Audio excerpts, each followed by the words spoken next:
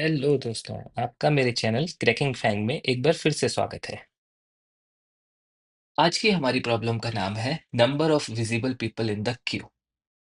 इसमें हमारे पास एक इंटीजर अरे डिफाइन होगा। ये प्रॉब्लम भी हम स्टैक से ही सॉल्व करेंगे। और लास्ट अगर आपने मेरे स्टैक के वीडियोस देखे होंगे तो आपको ये बहुत अच्छी तरह से पता होगा कि हमने हर वीडियो में स्टैक की इंटीजर वैल्यूज को किसी ना किसी तरीके से डिफाइन किया था। तो आज भी हम वो ही करेंगे। अगर आपने मेरे प्रीवियस वीडियो नहीं देखे हैं तो प्लीज आप उन्हें एक बार देख लीजिए, तो आपको ये प्रॉब्लम समझने में ज्यादा आसानी होगी। आज की हमारी प्रॉब्लम में हमें नंबर ऑफ पीपल एक क्यू में खड़े हुए आइडेंटिफाई करना है कि उनकी विजिबिलिटी कहाँ तक जाती है। तो ये जो नंबर डिफाइंड है ये उनकी हाइट्स है। तो एक इंसान है जो 10 फुट हाइट का है। देन हमारे पास एक इंसान है जो 6 फुट हाइट का है।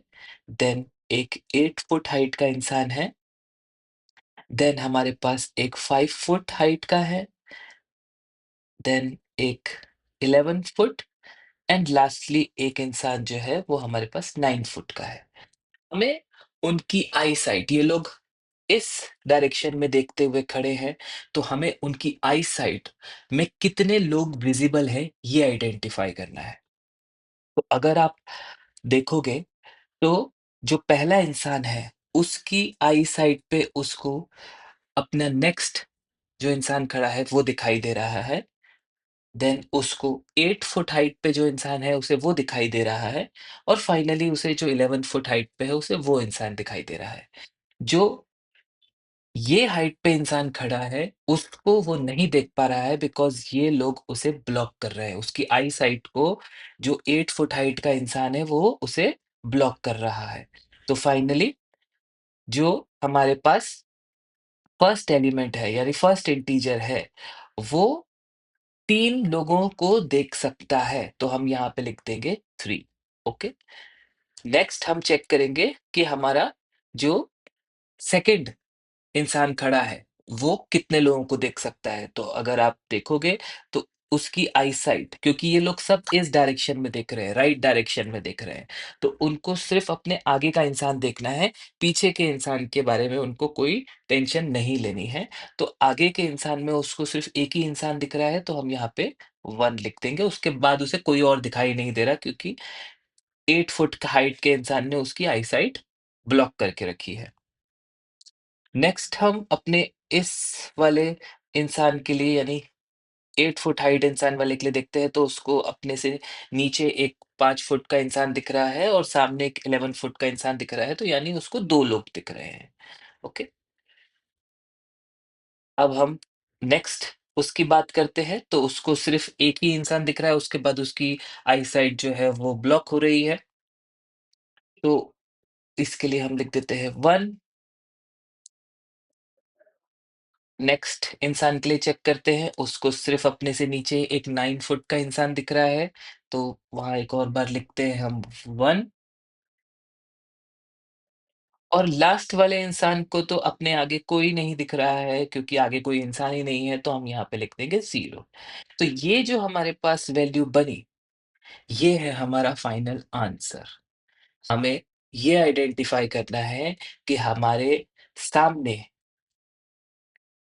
जो इंसान खड़े हैं, वो कितने हैं हमें दिखाई दे रहे हैं। तो इसको जैसे ये दिखाई दे रहा है, इसको सिर्फ़ ये दिखाई दे रहा है, इसको ये और ये दिखाई दे रहा है, इसको सिर्फ़ ये ही दिखाई दे रहा है और इसको ये दिखाई दे रहा है, और फाइनली आखिरी वाले को तो कोई भी दिखाई नहीं दे रहा है। तो हमको हर एक इंटीजर वैल्यू के अकॉर्डिंग लाइक हमारे पास अगर यहाँ पे 10 6 सॉरी 10 6 8 5 11 9 है, तो जो हमारा आंसर बनेगा वो सेम लेंथ का ही बनेगा। अगर हमारे पास 1 2 3 4 5 6 एलिमेंट है, तो हमारा आंसर भी 1 2 3 4 5 6 एलिमेंट का ही बनेगा। तो जैसे अभी 10 को 3 लोग दिख रहे थे, 6 को 1, 8 को 2, 5 को 1, 11 को 1 एंड आखिरी 9 को 0। ठीक है? तो ये हो गया हमारा आज का प्रॉब्लम स्टेटमेंट। अब इसको स्टैक के थ्रू हम कैसे सॉल्व करेंगे, तो चलिए उसको देख लेते हैं। तो चलिए सॉल्यूशन को डिस्कस कर लेते हैं। आज की हमारी प्रॉब्लम को सॉल्व करने के लिए हम एक स्टैक का यूज़ करेंगे और लास्ट हमारी सारी प्रॉब्लम्स की तरह हम स्टैक में इंडेक्स सेव करेंगे, ना कि वैल्यूज़। तो इन सब के अगेंस्ट एक इंडेक्स लिख लेते हैं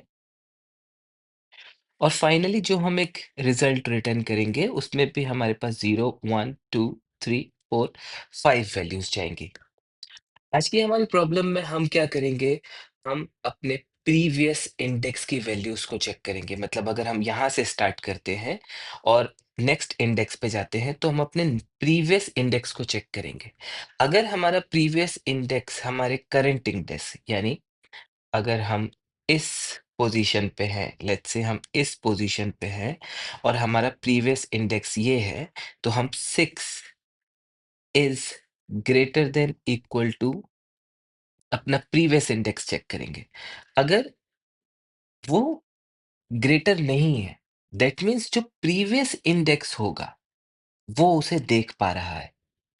ये एक नॉर्मल सी बात है कि अगर मैं इस पोजीशन पे भी हूँ और मेरा प्रीवियस इंडेक्स ये इंडेक्स की बात हो रही है अगर 10 हाइट वाले की, तो अगर मेरी हाइट 8 है और मेरे पीछे के पीछे जो इंसान खड़ा है, वो 10 फुट का है, तो वो मेरे पीछे वाले इंसान को साथ में मुझे देख पा रहा है।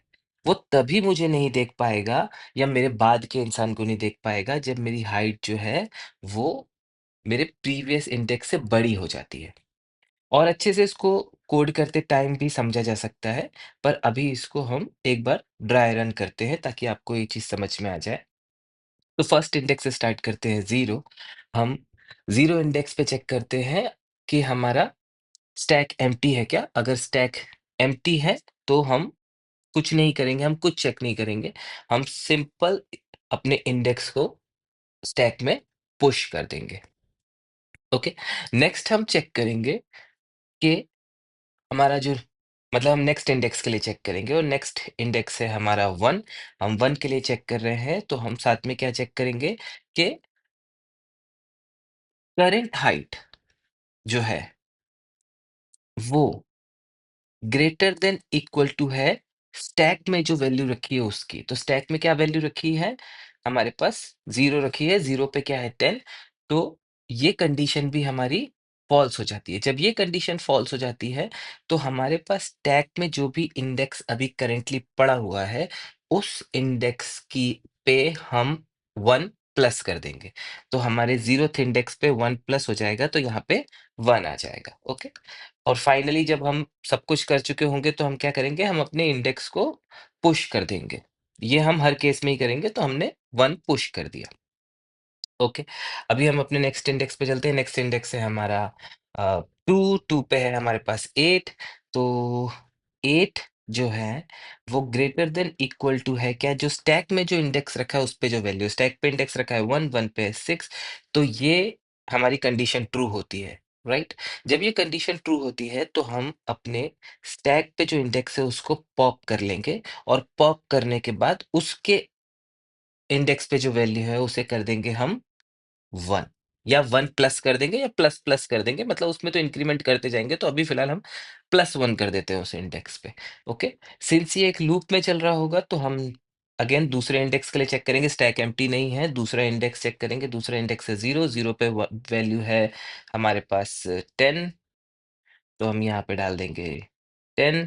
ये कंडीशन ट्रू नहीं होती। जब ये कंडीशन ट्रू नहीं होती, दैट मीन्स जो इंडेक्स यहाँ स्टैक में पड़ा है, उसमें हमें एक और वैल्यू इंक्रीमेंट करनी है, यानी जिस करंट इंडेक्स पे हम हैं, उसके पीछे के पीछे वाला इंसान मुझे देख पा रहा है। दैट मीन्स मुझसे बड़ा है, तो मुझे देख पा रहा है, तो मुझे वैल्यू प्लस करनी होगी। तो 1 की जगह पे अब 0th इंडेक्स पे 1 की जगह पे क्या आ जाएगा? 1 की जगह पे आ जाएगा 2। ओके? और फाइनली जब सब कुछ हो जाएगा, तो हम क्या करेंगे? हम अपने इंडेक्स को कर देंगे पॉप, यानी यहाँ पे आ जाएगा 2। ओके? अब हम अपने थर्ड इंडेक्स जो कि है 5, 5 के लिए चेक करेंगे कि 5 जो है वो ग्रेटर इक्वल टू है जो भी करंट इंडेक्स पे जो वैल्यू पड़ी हुई है। तो करंट इंडेक्स पे है 2, 2 पे है 8। ये कंडीशन होती है फॉल्स। जब ये फॉल्स होती है, तो हम कुछ और आगे नहीं करते, हम सिर्फ जो इंडेक्स जो हमारा टॉप स्टैक में जो टॉप पे पड़ा है उसमें एक इंक्रीमेंट कर देते हैं। तो 0 1 2 2 पे एक इंक्रीमेंट हो जाएगा, यानी वहां आ जाएगी 1 आ जाएगा। ठीक है, अभी ये कंडीशन यहीं फॉल्स हो जाती है, तो आगे हम सीधे सीधे बस उसको पुश कर देंगे।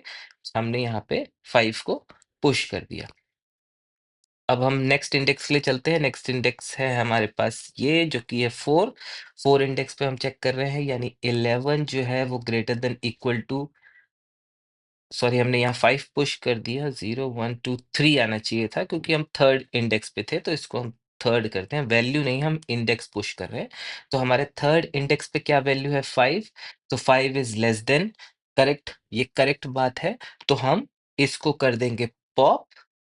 ठीक है, पॉप कर देंगे। स्मॉलर का मतलब ये हो जाता है कि उसके बाद वो कुछ देख ही नहीं सकता, तो सिर्फ एक ही वैल्यू आएगी। तो मतलब ये स्मॉलर है ना, ये स्मॉलर हो गया इससे, तो इसके बाद वो कुछ देख ही नहीं पाएगा, तो एक ही इंसान को देख सकता है। तो सिंपल, उसका जो इंडेक्स हमने पॉप किया है थर्ड, थर्ड यानी थर्ड, यहाँ पे थर्ड पे हम कर देंगे एक इंक्रीमेंट, और ये लूप में चलाएंगे। अगले इंडेक्स के लिए देखेंगे, जो कि है 2।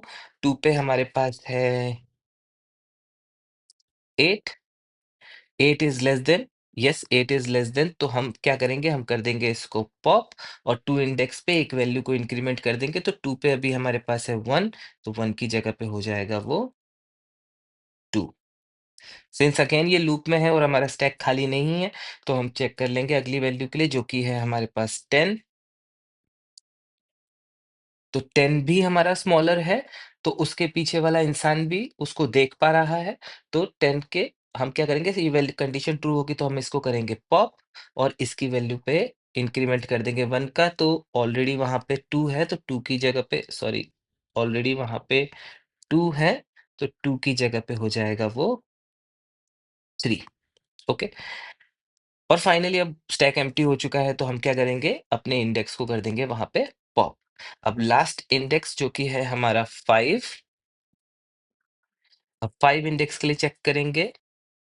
वैसे तो हमको पता ही है कि लास्ट इंडेक्स है, और लास्ट इंडेक्स पे हमारे पास 0 ही हो जाता है, पर अभी हम करंट इंडेक्स की तो हम बात ही नहीं करते, हम उसके हमेशा प्रीवियस इंडेक्स की बात करते हैं। ठीक है ना, तो हम हमेशा प्रीवियस इंडेक्स चेक कर रहे हैं। तो अभी हम क्या करेंगे, हम यहाँ इसको हटाते हैं, हम चेक करेंगे जो करंट इंडेक्स पे है हमारे पास 9। 9 is greater than equal to, जो स्टैक में क्या वैल्यू पड़ी है 4, 4 पे क्या 11, ये कंडीशन हो जाती है फॉल्स। फॉल्स होती है तो हम जो करंट इंडेक्स है उस पे क्या करेंगे, उस पे हम अपनी वैल्यू को कर देंगे इंक्रीमेंट, तो 4 पे क्या आ जाएगा 1। ठीक है, और फाइनली हम इसमें कर देंगे स्टैक की वैल्यू को पुश। ठीक है, ये फाइनली हमारा फॉर लूप टोटली खत्म हो चुका है। अब हमारे पास वैल्यू आ चुकी है, तो लास्ट वाले इंडेक्स के लिए हम क्या करने वाले हैं, लास्ट वाले इंडेक्स के लिए हम करने वाले हैं यहाँ पे 0, तो फिफ्थ इंडेक्स पे आ जाएगा 0, और यही हमारा जो है वो फाइनल आंसर है। ठीक है, तो हमें यही फाइनली रिटर्न करना है। तो हमारे पास ये जो पहला इंडेक्स था वो फर्स्ट, इसको 6 फुट हाइट को भी देख सकता है, 8 फुट हाइट को भी देख सकता है, 11 फुट हाइट को भी देख सकता है, तो 3 लोगों को देख सकता है, तो 3 वहां पे आ गया। जो नेक्स्ट इंडेक्स है ये सिर्फ 8 फुट हाइट को देख सकता है, उसके आगे उसे दिखाई नहीं दे रहा, तो वहां पे 1 आ गया। इसके बाद जो 8 फुट वाला है, सॉरी, जो 8 फुट वाला है वो 5 फुट वाले को देख सकता है, 11 फुट वाले को भी देख सकता है, तो यहाँ पे 2 वैल्यू आ गई। नेक्स्ट 5 फुट वाला जो है वो सिर्फ 11 फुट वाले को देख सकता है, तो वहां पे 1 आ गया। देन 11 फुट वाला जो है वो 9 को देख सकता है, तो वहां पे 9 आ गया, 1 आ गया। एंड फाइनली 5 वाला तो किसी को नहीं देख सकता, तो वहां पे 0 आ गया। तो ये ओवरऑल हमने इसको ड्राई रन करके इसको समझ लिया, और इसको हमने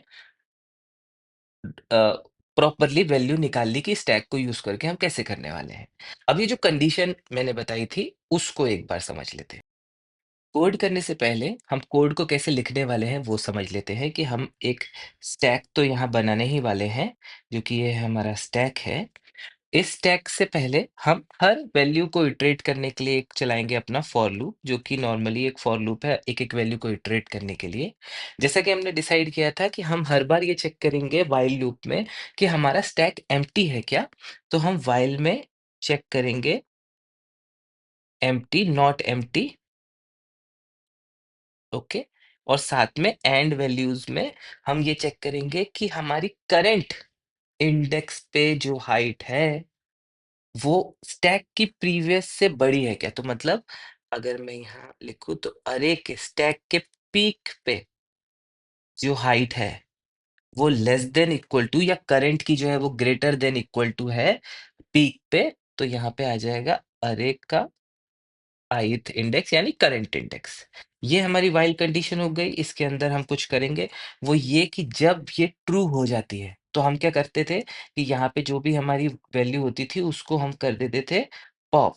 और पॉप करके रिजल्ट में हम इंक्रीमेंट करते थे। तो हमारा लेट्स से अगर हम लोग फाइनली एक रिजल्ट लेने वाले हैं तो उसमें पॉप करके जो इंडेक्स पॉप हुआ है वो इंडेक्स पे हम वैल्यू को प्लस प्लस कर देंगे। ओके। एंड इफ ये अगर व्हाइल कंडीशन हमारी फॉल्स हो जाती है तो हम सिर्फ क्या चेक कर रहे थे कि if stack is not empty. अगर स्टैक नॉट एम्प्टी है तो हम रिजल्ट पे पॉप नहीं कर रहे थे, बस हम क्या कर रहे थे रिजल्ट के पीक पे जो वैल्यू है उसको प्लस प्लस कर रहे थे। और फाइनली यहाँ पे हम क्या कर रहे थे, यहाँ पे हम अपने उसको पुश कर रहे थे, इंडेक्स को पुश कर रहे थे। बस इतना सही कोड है। आप ये भी समझ गए कि हम क्या चीज़ चेक कर रहे हैं। हम प्रीवियस इंडेक्स को चेक कर रहे हैं, हम करंट इंडेक्स पे तो कुछ चेक ही नहीं कर रहे, क्योंकि जब हम लोग लास्ट इंडेक्स पे पहुंचे थे, जब लास्ट इंडेक्स पे पहुंचे थे तो हमने कुछ चेक ही नहीं किया था। हमने प्रीवियस इंडेक्स को चेक किया और फाइनली अपना लूप भी खत्म हो गया था हमारा। तो बाय डिफॉल्ट उसमें जो वैल्यू है वो जीरो है, तो वो जीरो ही रह जाएगी उसमें। ठीक है। तो चलिए, अगर आपको कुछ नहीं समझ में आया है तो आप कमेंट करिएगा। मैं फिर से इसको समझाने की कोशिश करूंगा। अगर जहाँ भी आपको जो चीज़ नहीं समझ में आएगी आई होगी वो फिर से समझाने की कोशिश करूंगा। तो चलिए अब तो कोड करते हैं। आज की हमारी प्रॉब्लम लीड कोड की हार्ड प्रॉब्लम में से एक है। तो चलिए इसे स्टार्ट करते हैं। सबसे पहले जैसा हमने डिसाइड किया था कि हम एक स्टैक लेंगे जो कि इंटीजर स्टोर करेगा।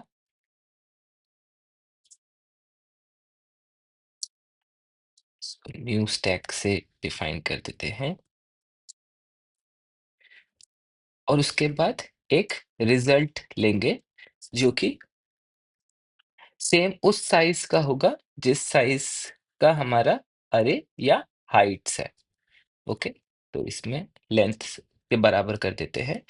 नाउ हम एक एक वैल्यू को इटरेट करते हैं। Int i equal to 0, i is less than heights dot length, i plus plus normal for loop ही है। अब हमने डिसाइड किया था कि हम एक व्हाइल लूप लिखेंगे जिसमें हम सबसे पहले स्टैक को नॉट एम्प्टी चेक करेंगे एंड उसके साथ हम ये चेक करेंगे कि हाइट्स के स्टैक डॉट पीक पे जो वैल्यू है वो लेस देन इक्वल टू है क्या हाइट्स के इंडेक्स पे जो वैल्यू करंट इंडेक्स पे जो वैल्यू है। अगर ये ट्रू होता है तो रिजल्ट पे हम क्या करेंगे स्टैक में जो वैल्यू है उसे पॉप करेंगे और प्लस प्लस कर देंगे। ओके। व्हाइल लूप जहाँ पे कंडीशन फॉल्स होती है वहां पे हम नॉर्मली बस खत्म होने के बाद एक इफ कंडीशन चेक करेंगे कि स्टैक अगर नॉट एम्प्टी है तो सिंपल रिजल्ट के स्टैक के पीक पे जो वैल्यू है पॉप नहीं करेंगे और उसको प्लस प्लस कर देंगे। ओके।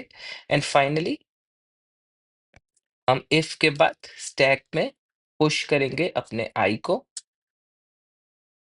और जहां फॉर लूप खत्म होता है वहां पे अपने रिजल्ट को रिटर्न कर देंगे। Return result. इतना सही कोड है। इसको एक बार रन करके देखते हैं कोई कंपाइलेशन एरर ना हो।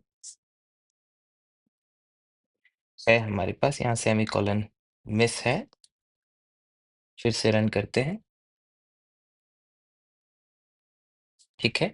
इसको सबमिट करते हैं।